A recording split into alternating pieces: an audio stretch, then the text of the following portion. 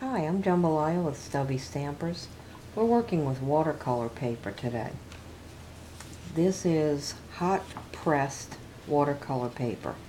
It comes on a pad and there's one little spot that's not glued down, so you can get your finger under there to pull it off. And you can work right on the pad, but I pulled it off because I wanted to cut them in half, because that makes a perfect card layer.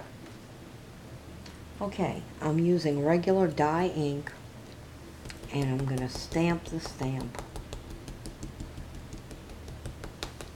Get the stamp nice and inked up. But this is where the watercolor part comes in. Take one of these little misters and just mist a little bit of water, not too much. You have to experiment with how many spritzes. And then just put it right on your paper. Let it sit for a minute.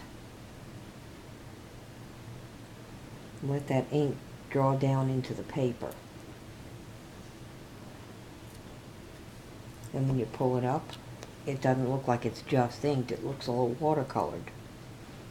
If you put too much watercolor, then it turns into a blob and you have to stamp over it again with a dry stamp. If you don't put enough water, it just looks like a stamped image.